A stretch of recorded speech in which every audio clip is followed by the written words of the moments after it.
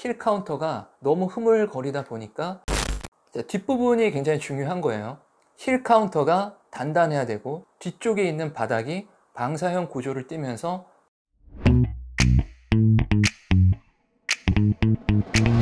평발을 갖고 있는 사람이 의외로 상당히 많습니다. 평발은 거의 타고났다라고 보시는 게 맞아요. 타고난 구조적인 문제는 후천적으로 해결하기가 쉽지 않습니다. 박지성 선수가 평발이었죠. 굉장히 특이한 경우인데 평발임에도 불구하고 그렇게 축구 선수로 성공할 수 있다는 것 자체는 굉장히 놀라운 일이에요. 그렇게 하기 정말 힘들었을 겁니다. 그 고통을 참고 그 부분을 어떻게 해결했는지 제가 물어보진 않았지만 많은 고통을 참았을 거예요. 그렇다고 박지성 선수가 발에 대한 어떤 수술이나 특수한 신발을 신지는 않은 걸로 제가 알고 있거든요. 어린 아이들은 돌 때부터 일어나서 걸어 다니잖아요. 자, 그때는 발이 안쪽으로 다 무너져 있어요. 평발의 형태를 띠고 있습니다. 근데 약 7세에서 8세 정도, 그러니까 초등학교 1학년 정도 됐을 때 그 아치가 점점 생겨나기 시작하는데, 내가 뭐 8세에서 9세 정도가 됐는데도 불구하고 이 아치가 많이 무너졌다라고 하면은 선천적인 평발로 그냥 인정을 하시는 게 좋습니다. 관리가 중요한데요. 관리를 어떻게 하느냐? 첫 번째는 신발을 올바로 고르는 것입니다. 그래야 발에 대한 피로도를 줄일 수가 있고, 그리고 구조적인 문제가 더 악화되는 것을 방지하기 때문에 그렇습니다. 평발을 가진 사람들은 걷는 거를 굉장히 힘들어해요. 걷는 것 자체를 굉장히 꺼려하고, 그리고 조금만 걸어도 발에 대한 피로를 굉장히 많이 호소합니다. 자, 그렇기 때문에 올바른 신발로 그 피로도를 줄이는 것이 지혜로운 방법이겠죠. 평발의 구조를 한번 보자고요. 우리 정상적인 발에, 일반적인 발에 이 아치, 바닥에 이렇게 아치가 있잖아요. 적당하게 이제 아치가 있어야 이게 정상 발의 형태인데, 이 아치가 바닥으로 무너져 있는 형태가 평발이라고 하죠. 발뼈의 구조를 한번 살펴보자고요. 중심부 좌측에 내비큘라라는 뼈가 있습니다.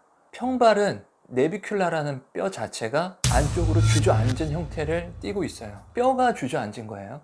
뼈가 주저앉으면 족저 근막과 가운데 있는 스프링 리가먼트라는 중요한 인대가 있습니다. 우리가 걷거나 착지를 했을 때, 이 내 몸의 체중에 대한 충격이 전해졌을 때 이 스프링 리가먼트가 스프링 역할을 해서 이 발에 대한 충격을 완화를 해주고,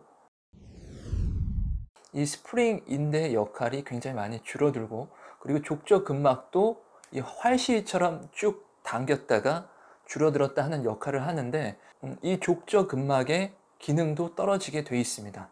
발 전체에 대한 안정성이 굉장히 떨어지는 거예요. 우리 안정성이 떨어진다는 건 내 체중을 실었을 때 내 체중이, 내비큘라라는 뼈가 내 체중의 전체의 무게를 이 안쪽으로 누른다는 뜻이에요. 올바른 신발을 골라서 상당 부분 많이 완화를 할 수가 있습니다. 자, 신발을 고를 때 뒤에 어떤 쿠셔닝이 좋은 신발을 많이 신죠. 평발을 가진 사람들은 쿠셔닝이 좋은 신발을 신는 게 아니에요. 미드풋, 발의 중심부부터 뒤꿈치까지는 단단해야 됩니다. 앞쪽이 지난번 설명드렸던 MTP 조인트 있죠. 앞쪽은 부드러워야 되고 중심부부터 뒤쪽까지는 단단한 신발이 평발한테는 좋습니다. 가운데 있는 뼈, 안쪽에 있는 뼈가 안쪽으로 주저앉는다고 했잖아요. 더 이상 주저앉지 않도록 도와주는 역할이 필요한 거거든요. 뒤축이 굉장히 중요합니다. 이 뒤축이, 얘가 너무 말랑말랑하면 안 돼요. 여기를, 이 힐 카운터가 단단하게 형성이 되어 있으면 발 자체가 안쪽으로 무너지는 것을 막아주는 역할을 합니다. 디자인을 강조한 많은 신발들이 힐 카운터가 너무 흐물흐물하게 그렇게 제작이 되어 있습니다. 뒤에서 사람들이 걸어가는 모습을 보거나 에스컬레이터에서 앞에 서 있는 사람의 발목의 모양을 보면은 안쪽으로 이렇게 많이, 힐 카운터가 너무 흐물거리다 보니까 내비큘라 뼈 자체가 안쪽으로 들어가 있는 사람들이 굉장히 많아요. 그런 발에 대한 스트레스를 더 많이 가중시키는 거거든요. 뒤에 있는 힐 카운터가 단단한 구조로 되어 있는 것을 고르셔야 하고요. 바닥에 있는 아웃솔 있죠. 뒷부분을 얘기를 하는 거예요.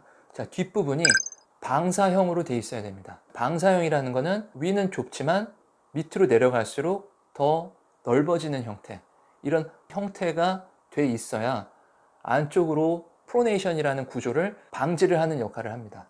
뒷부분이 굉장히 중요한 거예요. 힐 카운터가 단단해야 되고 뒤쪽에 있는 바닥이 방사형 구조를 띠면서 단단한 신발이 평발한테는 좋은 신발입니다. 그래서 뒷부분을 만져보고 관찰을 해야 됩니다.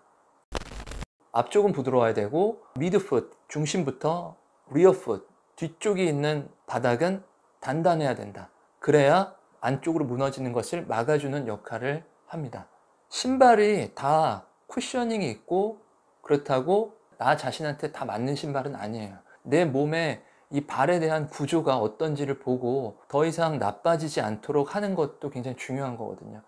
이 스트레스는 내비큘라가 무너져서 계속 안쪽에 스트레스를 주면은 뼈가 안쪽으로 튀어나오거든요.